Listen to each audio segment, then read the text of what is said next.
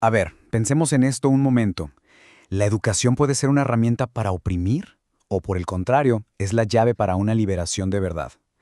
Hoy vamos a meternos de lleno a desmenuzar una de las obras más influyentes sobre educación y cambio social del siglo XX. Hablamos, claro, de Pedagogía del oprimido de Paulo Freire. Así que vamos a explorar juntos las ideas centrales de este texto que es fundamental y entender por qué a día de hoy sigue dando tanto de qué hablar. Freire arranca su libro con esta dedicatoria que es potentísima. Y esto es clave, ¿eh? No estamos ante la típica obra académica fría y distante. No, desde la primera página, Freire nos deja claro que su trabajo no es para observadores neutrales. Está de hecho comprometido con quienes viven la opresión y con quienes se unen a su lucha. Este es el corazón de todo su pensamiento. Ok, para entender bien su propuesta, vamos a seguir esta ruta. Primero, analizamos el problema que Freire identifica, el ciclo de la opresión. Luego, vemos cómo la educación tradicional, la que él llama bancaria, ayuda a que este ciclo no se rompa. Después pasamos a su alternativa liberadora. Y ya con eso, vemos las herramientas para lograrlo y, al final, cuál es el objetivo último de su pedagogía. Empecemos, pues, con el diagnóstico que hace Freire. Para él, la opresión no es solo una injusticia económica o política. Es mucho más profundo. Es una realidad que deforma la humanidad de todos los que están involucrados. Ojo, de todos, tanto opresores como oprimidos. El punto crucial aquí es esta contradicción. Freire argumenta que la vocación, digamos el llamado fundamental de todo ser humano, es ser más, es decir, desarrollarse plenamente, alcanzar nuestro máximo potencial. Pero la opresión distorsiona por completo esta vocación. Y no solo para el oprimido, a quien se le niega su humanidad, sino también para el opresor, porque su propia humanidad se corrompe al tratar a otros como si fueran objetos. Y aquí viene algo súper interesante de su análisis, este concepto de la falsa generosidad. Freire nos dice que la caridad dentro de un sistema injusto no soluciona nada, de hecho lo perpetúa. El opresor necesita que exista la miseria del oprimido para poder sentirse generoso, y así mantiene intacto el orden social que, pues, a él le beneficia. Y aquí es donde llega la idea más radical, y quizás hasta paradójica de Freire. La solución, nos dice, no puede venir de los opresores. ¿Por qué? Porque su posición depende de que el sistema siga como está.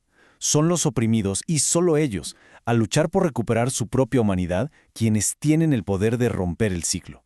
Y en ese proceso, fíjense qué fuerte, liberan también a sus opresores de ese papel deshumanizante que juegan. Bien, pero ¿cómo se mantiene este sistema de generación en generación? Freire apunta directamente a una de nuestras instituciones más básicas, la educación tradicional. Esta metáfora del banco es brillante. El conocimiento se ve como si fuera dinero que el profesor, el que sabe, deposita en la cuenta del estudiante, el que no sabe. El estudiante es un objeto pasivo, un simple archivero de datos, pero nunca un creador de conocimiento. Y estas características que vemos en pantalla lo dejan clarísimo. Es una relación totalmente vertical. De un lado, el educador. Enseña, sabe, piensa, habla, elige. Él es el sujeto. Del otro lado, los estudiantes. Son enseñados, no saben, son pensados, escuchan y cumplen. Son en esencia meros objetos. El objetivo es que memoricen y repitan, pero jamás que cuestionen o que creen algo nuevo. Y la consecuencia social de esto es evidente. La educación bancaria no forma gente con pensamiento crítico, gente capaz de transformar su realidad. Al contrario, forma a personas que se adaptan al status quo, que aceptan el mundo tal como es. Es un sistema que le sirve perfectamente a los intereses del sistema opresor.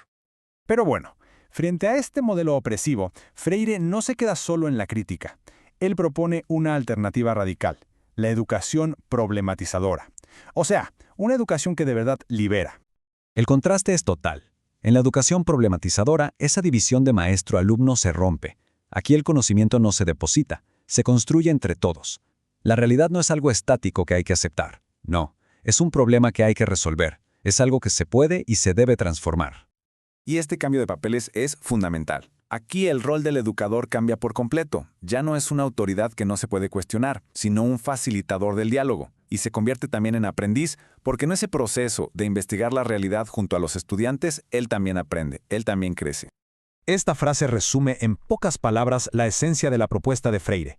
La educación no es un acto individual, para nada, es un encuentro colectivo. Es a través del diálogo, del debate y de la acción sobre nuestro mundo que las personas aprendemos y nos transformamos unas a otras.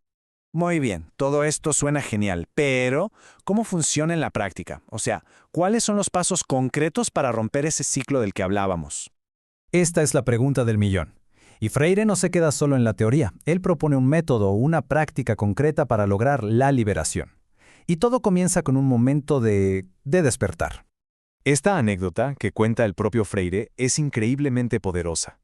Una mujer, simplemente al platicar sobre su propia vida, de repente la ve con otros ojos.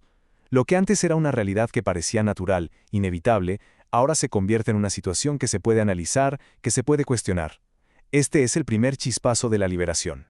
A este despertar, Freire le pone un nombre: concientización, que podemos traducir como concientización. Pero es más que solo darse cuenta de las cosas. Es entender las estructuras de poder que moldean nuestra existencia y, a partir de ahí, sentir el impulso de actuar para cambiarlas. Es pasar de una conciencia ingenua a una conciencia crítica. Y ese despertar, esa concientización, tiene que llevar a algo más. Tiene que llevar a la acción. Pero ojo, la acción por sí sola no es suficiente. Tiene que estar unida a la reflexión. A esta unión inseparable, Freire la llama praxis. El punto es que no basta con hablar sobre el cambio, hay que actuar. Pero tampoco sirve de mucho actuar sin pensar críticamente. La verdadera transformación solo sucede cuando la reflexión y la acción van de la mano. Y finalmente, ¿a dónde nos lleva todo esto? ¿Cuál es el objetivo final de esta pedagogía que busca liberarnos? Es súper importante entender esto. El objetivo no es para nada invertir los papeles. No se trata de que los oprimidos de hoy sean los opresores de mañana, porque eso solo haría que el ciclo continuara. La verdadera meta es destruir la lógica de la opresión por completo y construir una sociedad donde nadie oprima a nadie. Y eso nos regresa al principio, ¿verdad? Esta idea tan brillante nos muestra que la lucha por la liberación es en el fondo un acto de amor profundo, no de venganza. Es una lucha por restaurar la humanidad de todos, por crear un mundo donde de verdad sea posible ser más. Así que al final las ideas de Freire nos dejan con una pregunta muy poderosa. Nos obliga a mirar nuestros propios procesos de aprendizaje, ya sea en un salón de clases o en la vida misma, y a preguntarnos, ¿nos están adaptando al mundo tal como es? ¿O nos están dando las herramientas para transformarlo?